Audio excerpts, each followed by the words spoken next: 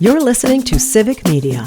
You can tune into any of our live shows on any radio station across the state with the Civic Media app. Find us in your phone's app store and listen anytime, anywhere.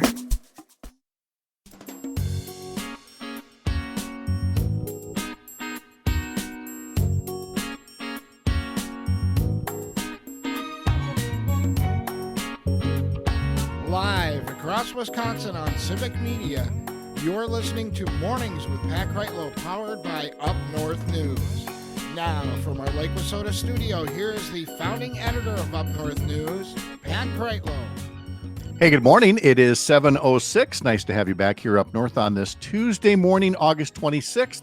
Parker Olson is our producer down in Madison at Studio A2 of the world headquarters of Civic Media at the top of State Street, just a block away from the state capitol. And meteorologist Brittany Merlot joins us as well. Still, is that a hoodie you got going there? I don't know. It's like a t-shirt hoodie, so A just t-shirt long hoodie. sleeves. Yeah. Okay, that's all right. Well, I was mentioning that I've got a daughter and grandkids who came up from Texas yesterday, Ooh. and it had been so long. They moved there from Idaho, and in Idaho, you just wore hoodies year round, basically. Okay. You know, Yeah. and the older grandson, who yesterday was his 19th birthday, and he makes this comment like he didn't pack any hoodies because in Texas Uh-oh. they haven't had to wear one for the longest time. Gets up here and it's in the 40s, and we had to lend him a hoodie. Oh, how funny. He's like, wait, it's been a minute since I've had this many hoodies, right? Yeah. Right? Oh. But I was all fine. And again, when they're used to temperatures in the 90s every stinking day, Oof. this was, No I was going to say it was part refreshing. They are actually cold. They were cold for a Yeah. while when they were first here. Oh, But absolutely. To they'll go they'll from that to this, yeah. yeah, Oh, they'll what a acclimate shock. though. I think. I think they'll do fine. How are we doing on it for today? How are we looking? Oh, pretty chilly up north. Kings hit 34 degrees just a couple of minutes ago. It's about 36 right now in Eagle River and Manitowish waters. 37 degrees all the way into Hayward, Solon Springs, Merrill, Tomahawk, Antigo. Yeah, a lot more places got cooler this evening or overnight than yesterday. So what we're doing right now, mid 40s to mid 50s for most of the state is what it is outside. We've got patchy fog far northeast, but mostly sunny skies, and it's going to stay bright and beautiful all day. Calmer winds are expected, and highs today slightly warmer, mid to upper 60s with a few 70s out there. Overnight tonight, we'll start to see more clouds moving in. We've got another system pushing through tomorrow. A cold front arrives. I know we're already chilly, so we don't need another cold front. It's just going to reinforce the fact that we're going to stay a little below average as we go into the weekend, unfortunately. So the cold front will spark a few scattered showers, maybe some rumbles of thunder tomorrow afternoon, far northeast. Then it'll start working its way through the rest of the state at night, and overnight, we're all going to see a little bit of that. None are going to be severe. Probably just a quarter inch of rain with those. Mid 70s tomorrow, so it is going to bring a little bit warmer temperatures, but behind it, Thursday, we fall to the mid 60s to about 70 degrees again, and then into the weekend, we're looking at upper 60s, mid 70s, and that holds steady all weekend long. Monday, we get a little bit warmer, and we get even warmer as we go into next week, but staying on the cooler side, below average for Labor Day weekend, it looks like. Dry, though. Oh, okay. We'll take dry. That's a big part of it. I mean, again, we can wear hoodies, for Labor Day weekend, better than ponchos, That's True. I would Very much true. I rather don't wanna be get in the dry. water. or parkas, So this is all okay. All right. Okay, I got to tell What- you, in Wisconsin Rapids, I heard there was a man walking yesterday morning in a full parka, but shorts. A full parka but The- shorts. That's very Midwestern. Yes, That's, fair. So you're- we're doing it. Any college campus, you'll see somebody with a winter coat but still in shorts. Oh, It just how seems to funny. be our thing. The 11-year-old was going through TSA security in the Dallas airport yesterday, and had to go back through again because he Oh. did have a hoodie on, but it's oversized. And the TSA person was like, "Do you have hands?" Yeah. Oh. Okay. Walk back through again to make sure we can see your hands and not anything you might literally have up your sleeve. Oh, how funny. That's Uh, adorable, though. Those kids and their fashions, I tell you. I All right, love Britt- when they have the sleeves and they just whack them around, Oh, yes, they do. Of course, he he's also being an 11-year-old boy. First thing he did Right. was he started chasing we have bunny rabbits running out of the woods out in the backyard, and he's chasing them down. I'm like, if he catches one, I'm not firing up the grill. He's got to let it go. He's just kind of a wild child. Thank you, Brittany. We'll talk Oh, to you next hour. sounds good. All right. Remember, you can sign up for our daily newsletter. Head over to upnorthnewswi.com. Rob says, good morning from Tigerton, sunny and 47 degrees. Yesterday, I had my doctor's appointment with Dr. Elizabeth. It went well.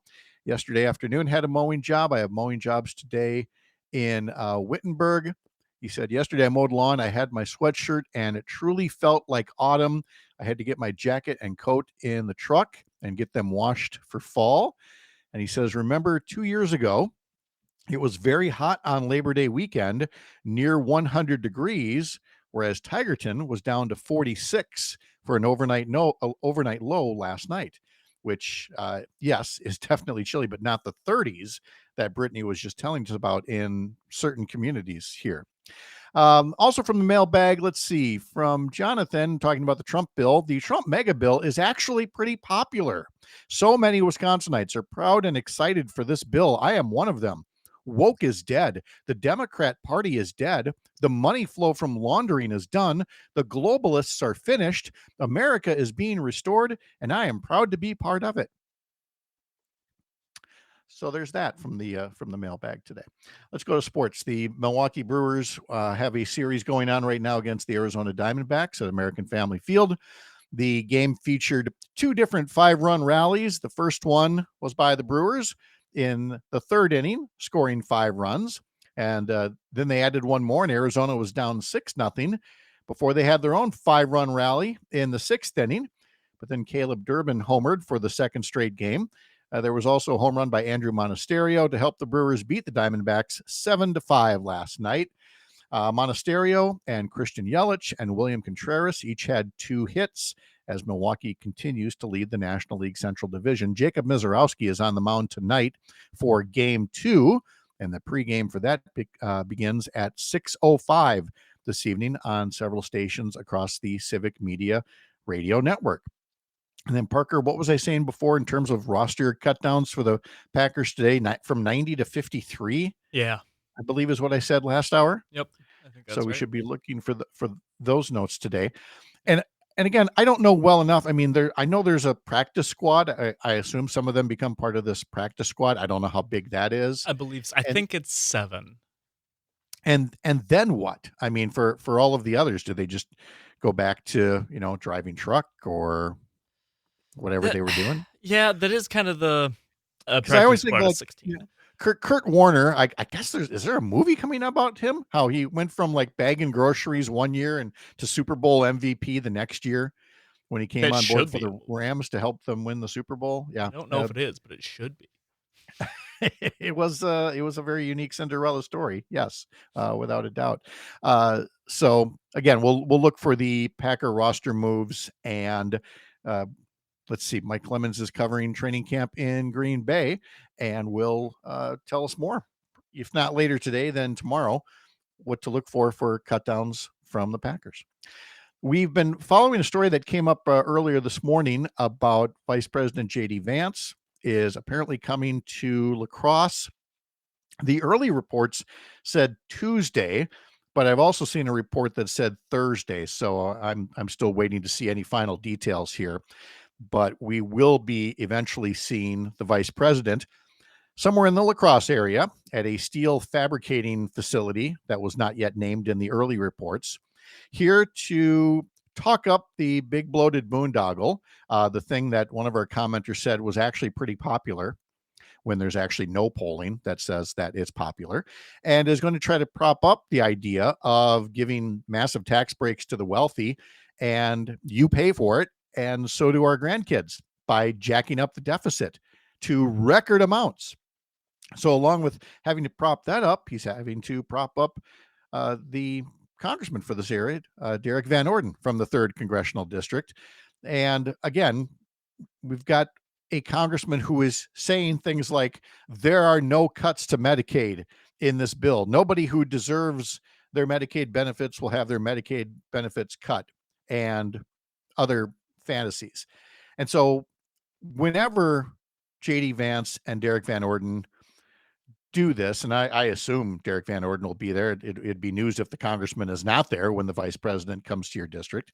But regardless, just come back here the next day and expect some, aggressive fact checking on it, because again, the tax relief that was promised in there is very temporary to the middle class. I mean, what gets me is that we've been to this rodeo before where it's sold as tax breaks for the middle class, but they expire after a couple of years. But the corporate breaks and the breaks for the highest brackets, they don't expire. Or if they do, it's at a period where, again, they don't get dinged for blowing up the deficit because they call for those things to expire, 10 years down the road when some other Congress has to deal with it. Well, here we are all those years later, 8 years later from the original Trump tax bill. Again, those tax breaks were going to expire, but because Trump got back in office, we get to continue them again. And this time we're going to jack up the deficit another $4 trillion and see just massive cuts all around to Medicaid, which is also going to impact Medicare, Social Security. That's on top of the trade war, which has got farmers and manufacturers concerned. So, yes, well, when the vice president comes to town, we're going to be very careful in taking down exactly what he says and then telling you exactly how it's going to be turning out instead.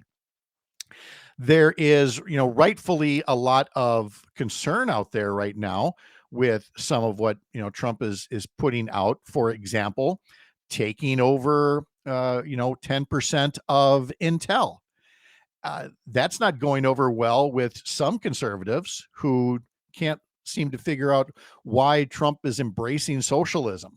That's the headline in Futurism magazine. Trump embraces socialism, is nationalizing a failing chip maker. In talking about taking a $9 billion share of Intel's stock in exchange for, escaping tariff or trade war concerns. And Intel's basically getting its lunch money taken from Nvidia. Intel is basically, yesterday's news. But the government taking over part of an American company is not sitting well with some people whose conservative credentials are a little longer lasting than Donald Trump's. There's conservative radio host Eric Erickson, who says, so many of you were opposed to Mamdani, the New York City mayoral candidate, wanting to seize the means of production in New York City, but you're totally fine with the U.S. government becoming the largest shareholder of Intel. This is socialism with an R next to its name. And Republican Senator Rand Paul expressed similar concerns when he said, today it's Intel, tomorrow it could be any industry a future commerce secretary decides to control. If conservatives endorse this now, they hand Democrats a blueprint to expand government ownership over the private sector later. Socialism is literally government control of the means of production. So if these long-standing Republicans get it, will we hear more from, I don't know, the Ron Johnsons, the Derek Van Ordens, and the Tom Tiffany's out there? Or is this just not your grandfather's brand of conservatism, but conservative socialism? I'm Pat Kreitlow. You're listening to the Civic Media Radio Network.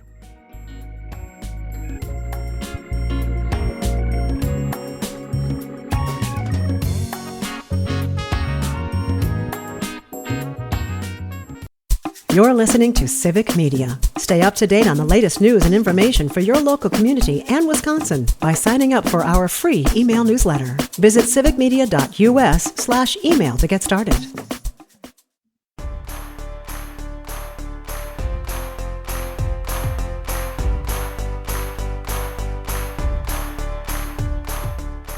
Back now with Dan Hagan from Newswatch 12, WJFW TV in Rhinelander on this Tuesday morning where it is 48 degrees here on Lake Wissota.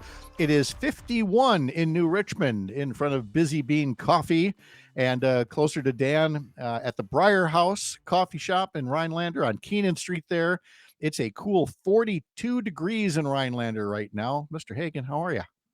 It's great. It feels like fall. I should get some apple cider, maybe go apple picking, get some Yeah. pumpkin pie. Ooh, you got all the bases covered here.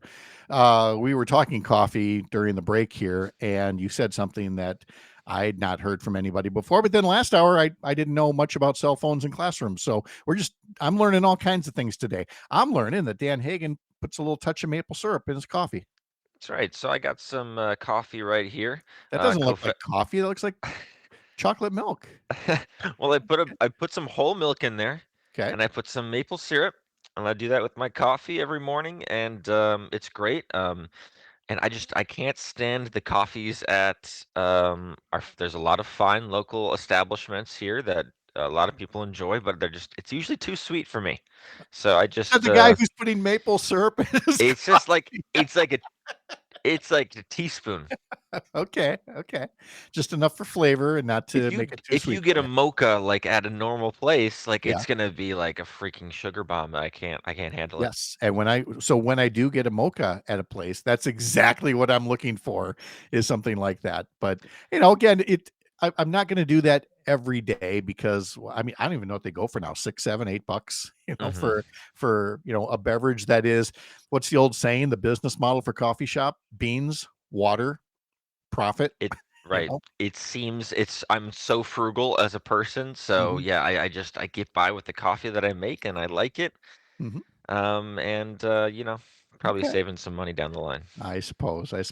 As we look at stories that you're following up there in the Northwoods, I noticed, and I did get a note from Kirk Bangstead yesterday that the criminal defamation charge against him has been dropped for this long running feud that he has with Greg Walker, the publisher of the Lakeland Times.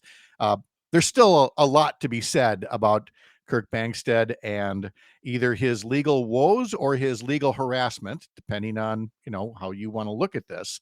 But the criminal defamation thing, that's something that was really rare in Wisconsin. So I guess I gotta say I'm not entirely surprised to see that it was dropped. Yeah, it's a very seldom used charge. Civil defamation is something that Bang said has been found liable in after he said that the publisher of the newspaper, and by the way, if you've been to the Minocqua Brewing Company in Minocqua, across the street is the Lakeland Times, the newspaper Yes. that he's had a feud with. And he's been found liable of civil defamation for saying that the general manager, or rather the publisher, excuse me, of the Lakeland Times basically let his brother die. Just a completely made up story. So he was basically found liable and had to pay the largest defamation payout in Wisconsin history, although insurance covered a lot of that. But anyway, back to the task at hand this week. So these criminal defamation charges have just been dropped. Basically, I read the court document, and it comes down to just free speech. Well, He's yeah. allowed to say what he wants, and he marked that it was parody. In He depicted the general manager and publisher in a lewd cartoon. Yeah. Yes, he did, which again, that's something that you can do under the First Amendment. The other thing that you mentioned, Bangstead has since apologized for, again, has made this payment for the defamation thing, did indeed cross a line there. But I always think that folks hear that and they think that undoes a lot of the other harassment, I think is safe to call it, by authorities there who are enforcing what I'd call the broken taillight thing, where they'll pull you over for a broken taillight and then they'll charge you with first degree murder, or something along those lines, because they just don't like having somebody that liberal and that brash calling them out for some of the things that they do. And Kirk sometimes does not help his own case, but a lot of the times he's not wrong either. Or regardless, it gives plenty of fodder for news organizations like yours to cover. I would not read the Lakeland Times for coverage of that. I've said before, I could make a cottage industry out of simply responding to everything the Lakeland Times gets wrong on their editorial pages every week. I've been saying that for over a decade, but they are what they are. Everybody knows what the Lakeland Times is, and if you If you like it, you like it despite whatever the information is on there. But I would strongly recommend that people have a broad sense of where they get their news from, including, what you're doing up there in Newswatch 12. So what other stories are you looking at or having fun with on what is otherwise, I would suppose, a slow summer week? Yeah, it's slow up here. There's a a community church that Insaner that they're trying to get restored and rehabilitated. So they've been raising money for that. I actually took the day off yesterday. I went backpacking this weekend on the North Country Trail. I don't know if you know about this, Pat, but it's the longest national scenic trail in the country. And I did a small section with some friends in Iron County. So that was a good time. And I'm planning a trip to the Boundary Waters right now as well. So, my mind is a little more focused on me right now during the dog days of summer. And why shouldn't it be? I mean, we're shut-ins for the winter by and large. Yeah. A few people will do their winter sports. For me, what do I always say? My winter recreation is walking out to the hot tub, and that's it. So you got to get out and enjoy the summer while you can. So Dan, you've earned it. Thanks for getting up early with us, and enjoy your coffee and maple syrup.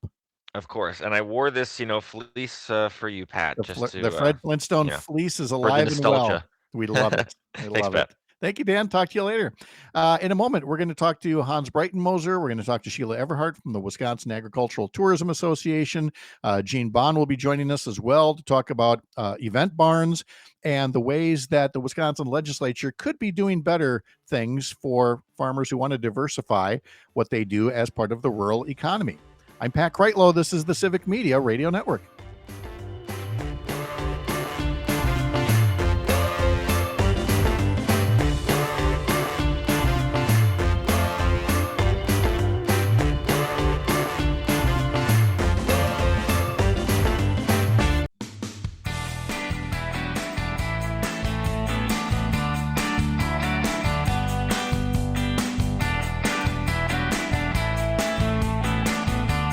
The Milwaukee Brewers are back in action tonight against the Arizona Diamondbacks after winning yesterday 7-5. Coverage begins this evening with the pregame at 6:05 on several Civic Media stations around the network.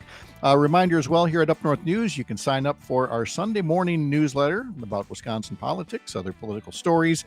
And this week we ask whether Wisconsin should keep or get rid of mail-in voting after President Trump made comments about wanting to get rid of mail-in voting because Vladimir Putin told them that, they didn't make for fair elections. A lot of our respondents so far disagree with that. Surprise, surprise. But what do you think as well? To see our question of the week first, sign up for that newsletter at upnorthnewswi.com. Click subscribe up in the top banner. We're going to be talking in just a sec to Sheila Everhart from the Wisconsin Agricultural Tourism Association and Jean Bahn, who has one of the event barns that are impacted by legislation that could affect certain farm businesses around the state. But as always, we start with our friend Hans Breitenmoser, a dairy farmer from up in Lincoln County near Merrill. And Hans, good morning. I was just hearing Pam Yankee on the Midwest Farm Report talk about, harvesting already taking place, that corn for silage was 2% harvested already. But I also just heard Brittany Merlot say temperatures are in the 30s up in your neck of the woods. So how are things overall?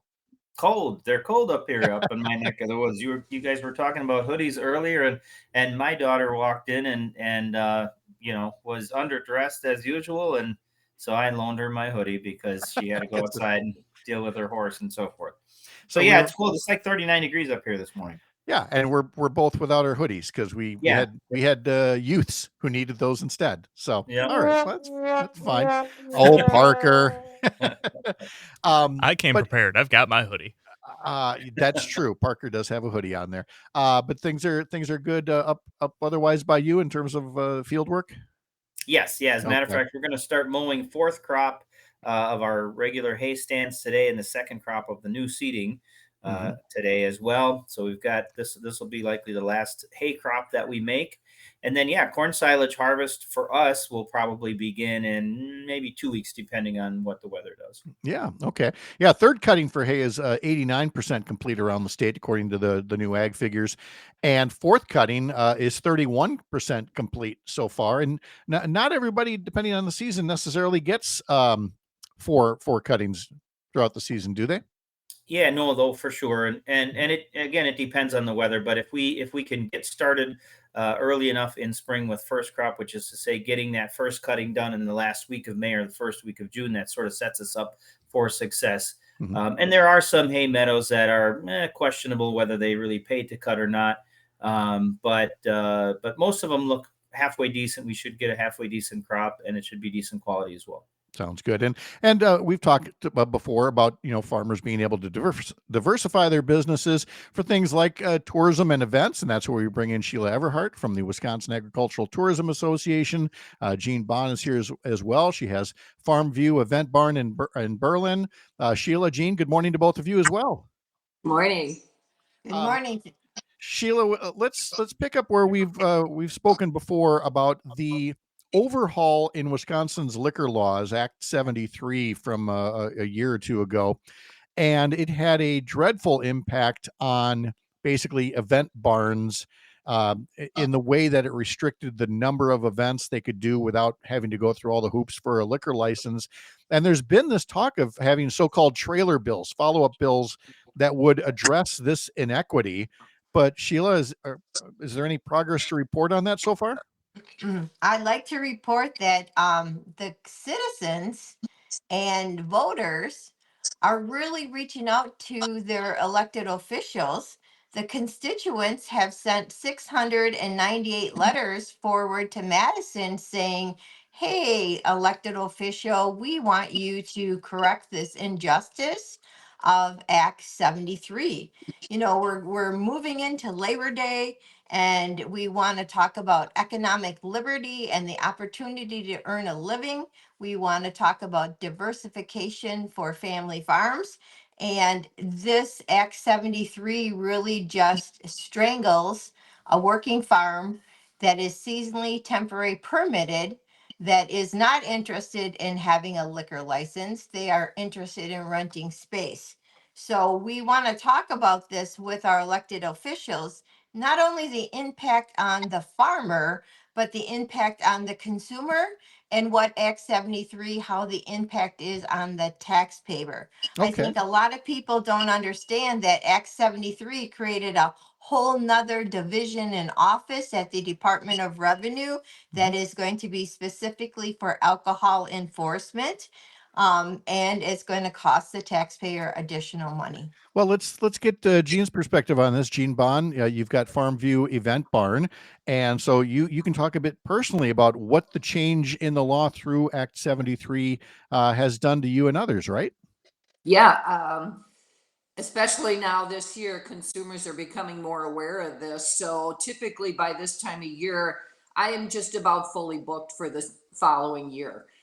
Weddings, venues are usually the first thing a couple books because they go quickly. So right now, I just struggled to get my 6th allowed with alcohol consumption. So I'm booked, but that's again 6 a year, which is only 30% of what I typically would book. So that's my revenue gone. I'm also finding a lot of consumers who, even at that, are unwilling to be restricted to what they can serve their guests at their own private party, because this law prohibits them from serving any spirits. They can only have beer and wine. People don't like being controlled like that.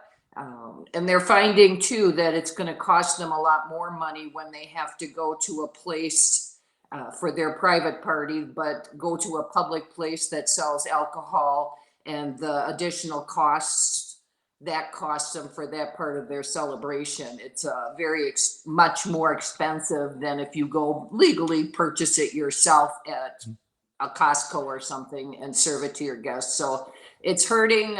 My vendors are just now realizing it's going to hurt them. The DJs, the caterers, the florists, the bakers, all of them are now realizing, if I don't have weddings and the other 2 venues in my county aren't having one every week, that's going to cut into my bottom line. Yeah. So, as you mentioned, you're limited to 6 events a year, and you have a column that you wrote online that says, a simple change from 6 to 36 events would benefit Wisconsinites.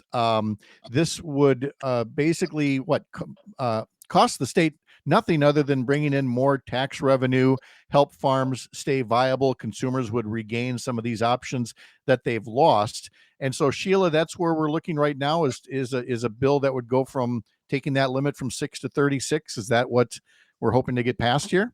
Yes, we want reprieve. Actually, we were looking at it would be amazing because that X73 exempted a lot of properties.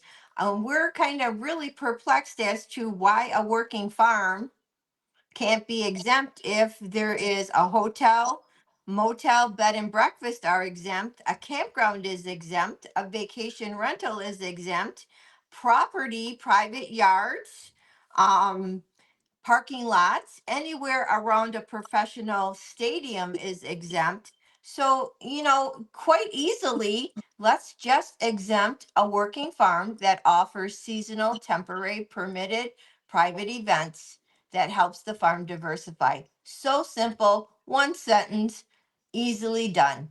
No taxpayer cost.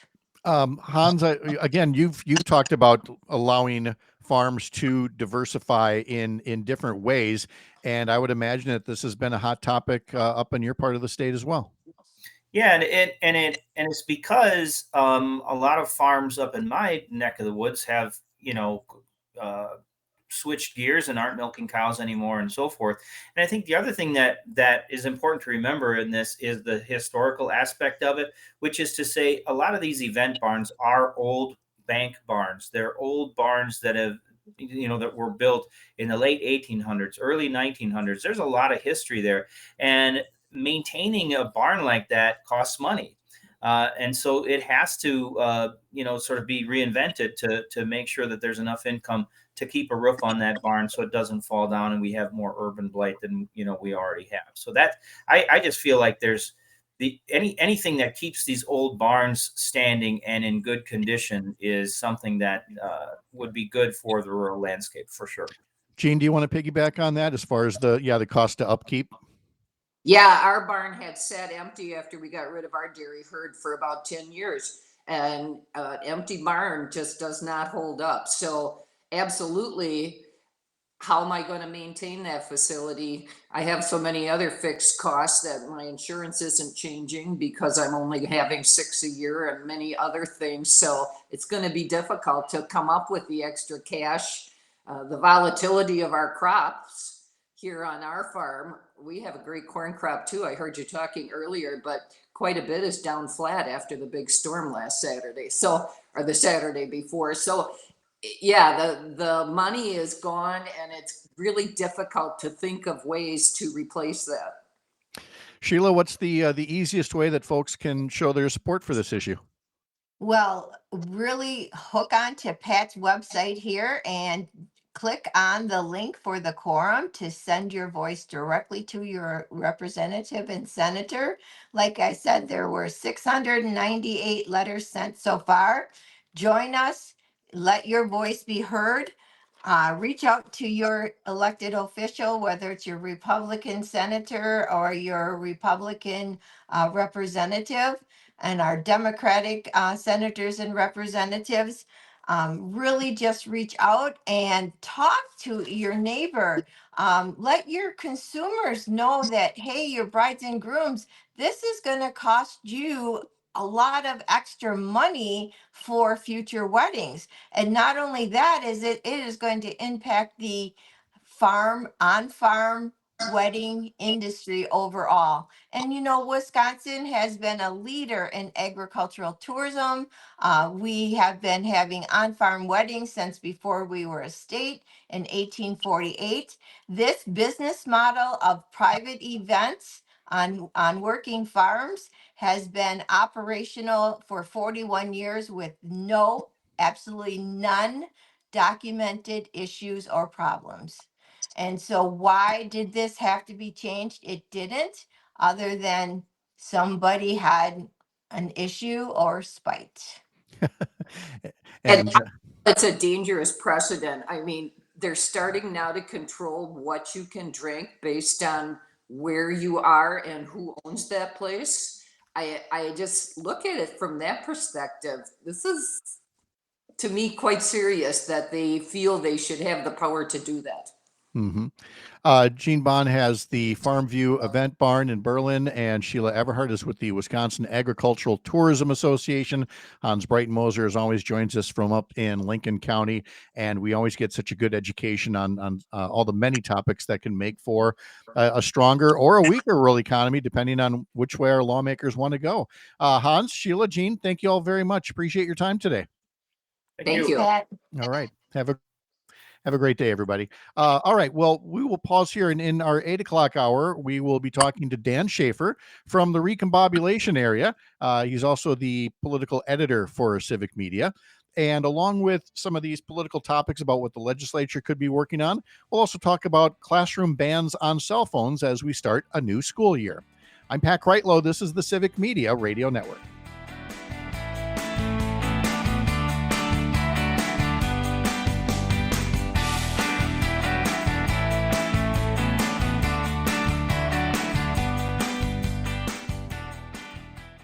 You're listening to Civic Media. Find the latest news, information, and archives of all your favorite shows on the Civic Media website, civicmedia.us.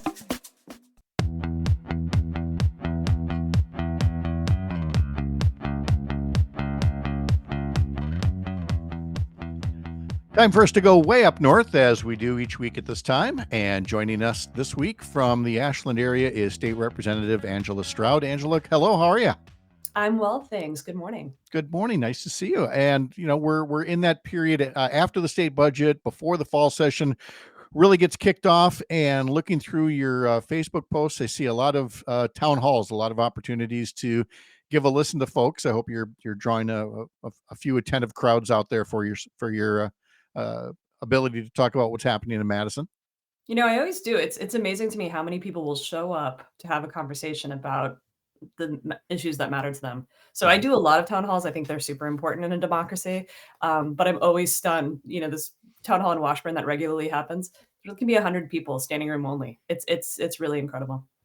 I don't know that it was always that way. I mean, I've had lots of listening sessions.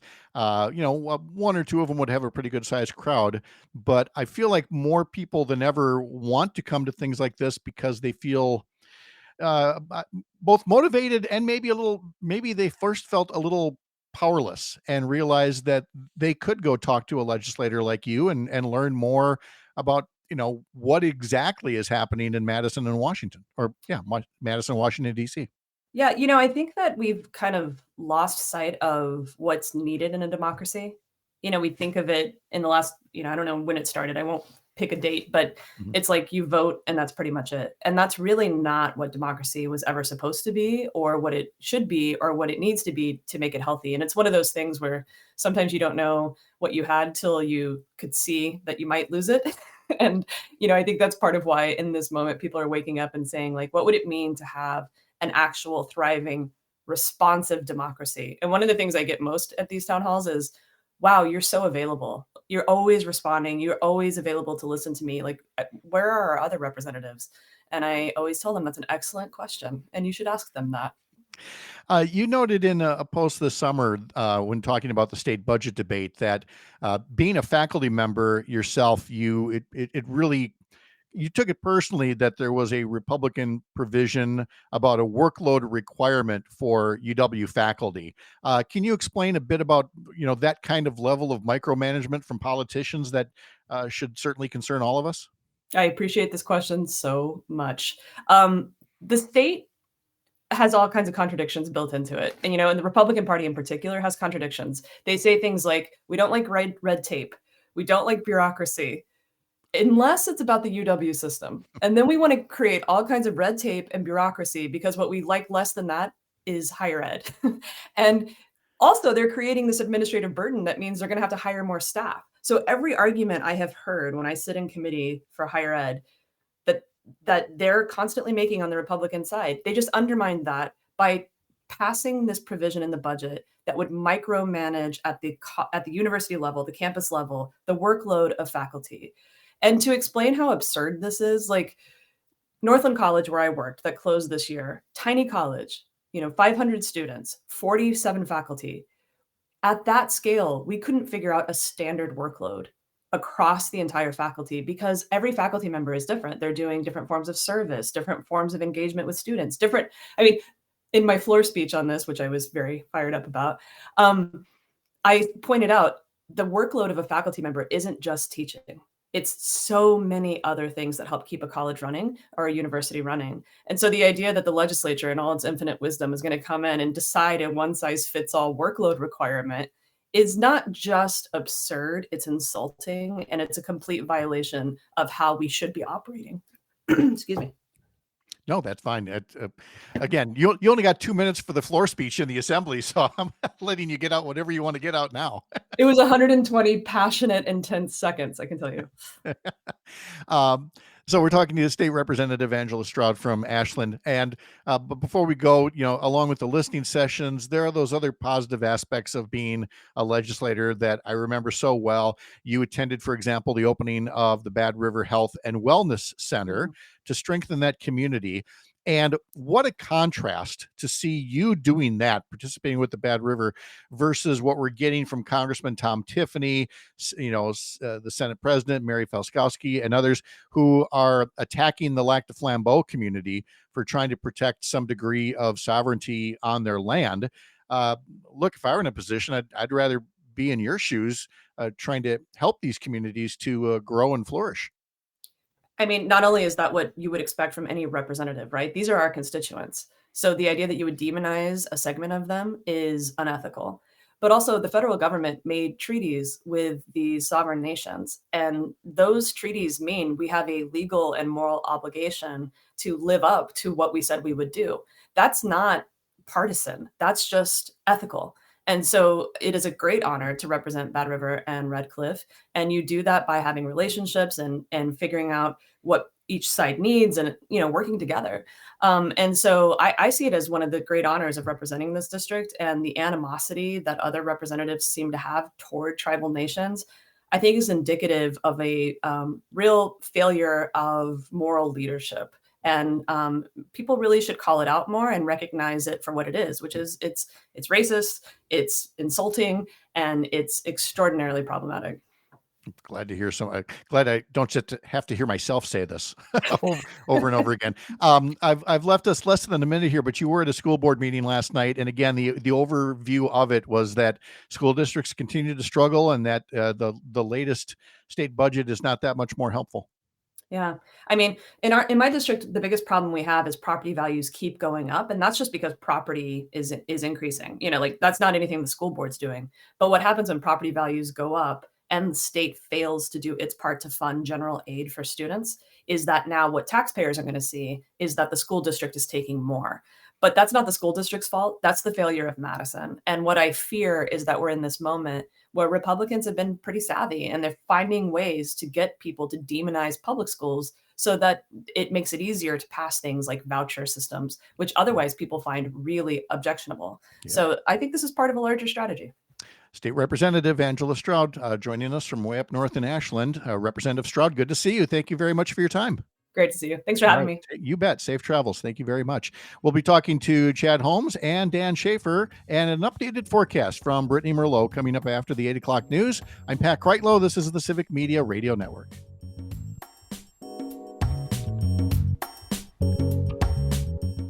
The national news cycle never stops, but it can be hard to find news about your local community. Civic Media is dedicated to providing quality local and state news coverage across Wisconsin. With the Civic Media app, you can get notifications about local stories that matter to you and your community. Find the free Civic Media app in your phone's app store and choose notifications from the menu to tell us what kind of news you want to hear about.